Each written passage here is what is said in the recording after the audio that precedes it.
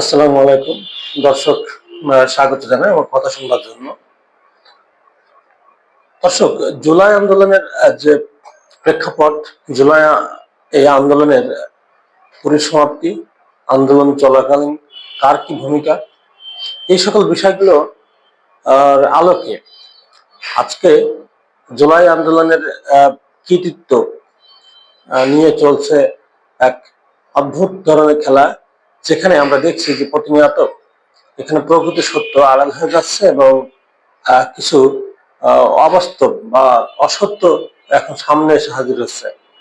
যে কারণে আজকে বাংলাদেশের মুক্তিযুদ্ধ নিয়ে যেমন মুক্তিযুদ্ধের ইতিহাস নিয়ে যেমন মানুষ বিভ্রান্তিতে আছে, প্রকৃত মুক্তিযুদ্ধের ইতিহাস কিন্তু অনেক সময় মানুষ পায় না। যেটা মুক্তিযুদ্ধের চেতনা নিয়ে যে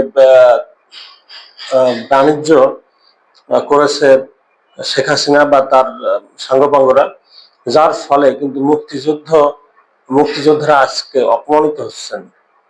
আসলে কি তাদের সেটা পাওনা ছিল? নিঃসন্দেহে না। এই মুক্তিযোদ্ধারা জীবন বাজি রেখে তারা কিন্তু দেশের জন্য লড়াই করে গেছেন। অথচ এই মুক্তিযোদ্ধার চেতনা নামে যে একটা মানে বাণিজ্য করা হয়েছে রাজনৈতিক ফায়দা হাসিলের জন্য, সে কারণে কিন্তু আজকে মুক্তিযোদ্ধা রা কিন্তু অপমানিত, তাদের কিন্তু মান মর্যাদা সেভাবে আর থাকছে না। তো সত্যিকার অর্থে আমি একই ধরনের ট্রেন্ড দেখছি যে জুলাই অভ্যুত্থানের যে যারা প্রকৃতপক্ষে লড়াই করেছেন তাদেরকে সামনে আনা হচ্ছে না, তাদেরকে মূল্যায়ন করা হচ্ছে না, তাদের কথা কেউ বলছে না। অথচ দেখা যাচ্ছে যে এই আন্দোলনের সঙ্গে সম্পৃক্ত আদৌ ছিলেন কি ছিলেন না তার কোনো ডকুমেন্ট নেই। হ্যাঁ, বা দৃশ্যতটা যেমন হয়েছে যে এখন যারা অনেক বেশি বড় দাবি করছেন তখন কিন্তু তারা সামনে ছিলেন না। আমরা যেসব ছবি সরাসরি তখনকার ভিডিওগুলো দেখেছি বা লাইভ দেখেছি, হ্যাঁ, সেগুলো থেকে আমরা কিন্তু তার সঙ্গে আজকে যা দাবি করা হচ্ছে তার সঙ্গে আমরা মিল খুঁজে পাই না। আন্দোলনটা কখন শুরু হলো, কিভাবে শুরু হলো, তার প্রেক্ষাপটটা কি ছিল এবং সেটা ধীরে ধীরে কিভাবে সংঘাতের রূপ নিল এবং সংঘাত শেষে এই আন্দোলনটাকে আবার মানে স্তীমিত হয়ে গেল। সেই স্তীমিত আন্দোলনকে আবার নতুন করে যে ক্ষয়ে ক্ষয়ে আগুন যেভাবে আবার পুনরায় মানে ছড়িয়ে পড়ে দাবানলের মতো, সেটা ছড়িয়ে পড়লো আগস্টের প্রথম দিকে। এই যে টোটাল ঘটনা প্রবাহ যা আমরা দেখলাম, আর এখনকার যারা দাবি করছেন এই এই বাস্তবতা সম্পূর্ণ ভিন্ন মনে হচ্ছে। 5 আগস্ট পরবর্তী সময়ে মানুষ তার ভুল পাল্টেছে, মানুষ তার চরিত্র চেঞ্জ করেছে, মানুষ তার আচরণ চেঞ্জ করেছে, করে এই আন্দোলনকে এখন কিন্তু ভিন্ন খাতে প্রভাবিত করার চেষ্টা করা হচ্ছে। তো সেই প্রেক্ষাপটে দর্শক, আমি কথা বলবো এবং আমরা যতটুকু দেখেছি, আমার মনে হয় সারা দেশে এই জুলাই যোদ্ধা যারা যুদ্ধ করেছেন নিরপেক্ষভাবে তাদেরকে কথা বলা উচিত। সংগঠনের প্রতি মানে দায়বদ্ধতা থেকে নয়, নিরপেক্ষভাবে অসংখ্য মানুষের এটা নিয়ে কথা বলা উচিত। জুলাই ইতিহাস যেন কোনোভাবে বিকৃত না হয় এবং ভুল পথে না চলে যায়। দর্শক, আমি একটা বিষয় আছে শুধু কথা বলবো, আপনারা সেখান থেকে কিছু ধারণা নিতে চেষ্টা করবেন যে জুলাই আন্দোলনের স্পিরিটটা কি ছিল।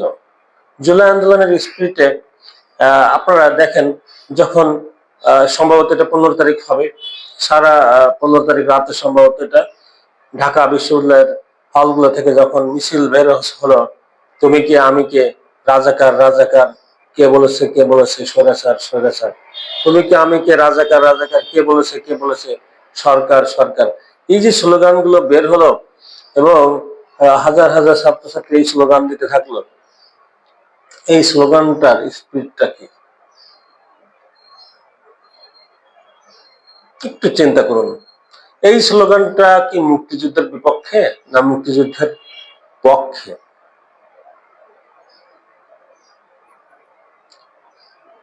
শেখ হাসিনা এই প্রজন্মের ছেলে মেয়েদেরকে রাজাকারের নাতিপুতির সঙ্গে তুলনা করেছেন। এতে করে এই প্রজন্মের এই ছেলেমেয়েরা, বিশ্ববিদ্যালয় পড়ুয়া ছেলেমেয়েরা সেটা গ্রহণ করেননি, তারা সেটাকে ঘৃণাভরে প্রত্যাখ্যান করেছেন। কারণ তারা নিজেদেরকে রাজাকার নাতিপুতি বা তার সঙ্গে তুলনা, এত নিকৃষ্ট কিছুর সঙ্গে তুলনা করাটা তারা মানে সহ্য করতে পারেননি, সহ্য করেননি, সহ্য করতে চাননি। তার মানে কি, তাদের ভেতরেও কিন্তু রাজাকারের প্রতি যে ঘৃণা, সেটা প্রকাশ পেয়েছে। হ্যাঁ, স্লোগানটা হয়েছে তুমি কে আমি কে, রাজাকার রাজাকার। তার মানে নিজেকে রাজাকার ঘোষণা করে দিচ্ছেন সেটা না। এই স্লোগানটাতে সবচেয়ে এখানে বুঝতে হবে যে শেখ হাসিনার কথাটা বলা হচ্ছে যে তুমি কে আমি কে, রাজাকার রাজাকার। কে বলেছে? কে বলেছে? স্বৈরাচার স্বৈরাচার। তার মানেটা কি হলো? মানেটা হলো যে শেখ হাসিনা আমাদেরকে রাজাকার বলেছে, আমরা আর কেউ ঘরে বসে থাকতে পারি না। বিষয়টা তো এমন নাকি? শেখ হাসিনা আমাদের সকলকে রাজাকার বলে অভিহিত করেছে, এইটা আমরা মানতে পারি না, এর বিপক্ষে আমাদের লড়াই করতেই হবে, এই ছিল তো। তার মানে কি, এটা মুক্তিযুদ্ধের পক্ষে ছিল। এই যে আমাদের যে স্লোগানটা, এবং স্লোগানের প্রেক্ষাপটে যে আন্দোলন, এবং শেষ পর্যন্ত অবধি পুরো আন্দোলনটাতে এই স্লোগানটাই ছিল সবচেয়ে বড় স্লোগান। এবং এই স্লোগানের তীব্রতাটাই ছিল মানুষ অনেক বেশি। তুমি কে আমি কে, রাজাকার রাজাকার। কে বলেছে? কে বলেছে? সরকার সরকার। এটা মানতে পারেনি দেশের জনগণ বা এদেশের নতুন প্রজন্ম, তরুণ সমাজ। এই তরুণ প্রজন্ম যাদের বয়স এখন 20-25, তারা তাদেরকে না রাজাকার নাতিপুতি এগুলো তারা মানতে পারেনি। এইটা তার মানে কি? এটা হলো আপনার যে মুক্তিযুদ্ধের প্রতি কিন্তু সম্মান প্রদর্শন, মুক্তিযুদ্ধের পক্ষেই এটা তাদের অবস্থান। জুলাই আন্দোলন যখন চলেছে, জুলাই আন্দোলন চলাকালীন এবং জুলাই আন্দোলনের শেষ অবধি পর্যন্ত 5 তারিখ পর্যন্ত প্রত্যেকটা পদক্ষেপই ছিল মুক্তিযোদ্ধার সঙ্গে প্যারালাল, সমান্তরাল। মুক্তিযুদ্ধের সঙ্গে এটা কোনোভাবেই মানে বিপরীত দিকে ছিল না। মুক্তিযুদ্ধের সঙ্গে মানে সমান্তরাল ভাবেই কিন্তু এই আন্দোলনটা চলেছে।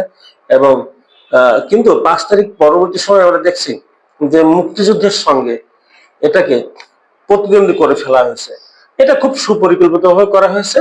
স্বাধীনতা বিরোধী যারা ছিল এদেশে, 71-এর স্বাধীনতা বিরোধীরা, তারা এটা সুকৌশলে 5 তারিখ পরবর্তী সময়ে তারা কিন্তু 24কে মুক্তিযুদ্ধের সঙ্গে একটা মুখোমুখি অবস্থানে দাঁড় করিয়ে দেওয়ার চেষ্টা করেছে। দর্শক, আমাদের সকলকে এখান থেকে সচেতন থাকতে হবে এবং সতর্ক থাকতে হবে যে আমরা যেন কোনোভাবেই মুক্তিযুদ্ধ এবং 24-এর আন্দোলন এটা মুখোমুখি না হয়ে যায়। কারণ এটা মুখোমুখি বাস্তবে ছিল না, স্পিরিচুয়ালি ছিল না, কোনোভাবেই ছিল না। কারণ রাজাকার শব্দটি উচ্চারণ যদি শেখ হাসিনা না করতো, তাহলে আজকে এই ছেলেরা ওই রাজাকার শব্দটি মানে নিতে পারেনি, যে কারণে কিন্তু তার বিপক্ষে এত ক্ষোভে ফেটে পড়েছে। তো এই আর কি একটা বিষয় আমি আজকে কথা বললাম। দর্শক, আমার সঙ্গে থাকুন, আমার ভিডিওগুলো ভালো লাগলে দেখবেন, এবং আমার পেজটিতে এবং ইউটিউব চ্যানেলটিতে ফলো এবং সাবস্ক্রাইব করে আমাদের সঙ্গে থাকবেন। জুলাই আন্দোলনের প্রকৃত ইতিহাস আমরা বলেই যাব, আমরা এটা প্রচার করেই যাব। কারণ মানুষ যেন প্রকৃত সত্য জানার সুযোগ পায়, এটা থেকে বিভ্রান্ত না হয়। আমরা জুলাই আন্দোলন চোখের সামনে থেকে দেখেছি, আমরা আন্দোলনের সঙ্গে যুক্ত থেকেছি। রাত জেগে জেগে ওই আন্দোলনের ভিডিওগুলো আমরা সরাসরি দেখার চেষ্টা করেছি, সরাসরি যেটা দেখতে পারিনি পরবর্তী সময় দেখতে পেরেছি। কিন্তু এটার সত্য অবশ্যই সকলকে প্রকাশের দায়িত্ব প্রত্যেকের রয়েছে। যেন কোনো অবস্থাতেই মুক্তিযুদ্ধের ইতিহাস নিয়ে মানুষ যেমন খেলা করেছে, মুক্তিযুদ্ধের ইতিহাস বিকৃত হয়েছে, আজকে মুক্তিযোদ্ধারা যে কারণে অপমানিত হচ্ছে, আমরা চাই না জুলাই যোদ্ধারা যেন কোনোভাবে অপমানিত হয়। জুলাই যোদ্ধাদেরকে মান সম্মান যদি সঠিকভাবে দিতে হয়, আপনার জুলাই ইতিহাসটা সঠিক থাকতে হবে। আপনি বড় বড় মেন স্টেক হোল্ডারকে অপমান করে, যারা এই আন্দোলনটাকে সবচেয়ে মানে ভূমিকা রেখেছে আন্দোলনটাকে সফল করতে, আপনি তাদেরকে অপমান করে একটা ক্ষুদ্র যারা এই দেশের স্বাধীনতার সঙ্গে বিশ্বাস করে না, তারা তাদের নিজস্ব এজেন্ডা বাস্তবায়নের জন্য জুলাই আন্দোলনকে কুক্ষিগত করার চেষ্টা করছে। তো আসলে বাস্তবতা কি ছিল সেটা সবাইকে জানতে হবে, আমরা জানাতে থাকবো ইনশাল্লাহ। আল্লাহ হাফেজ।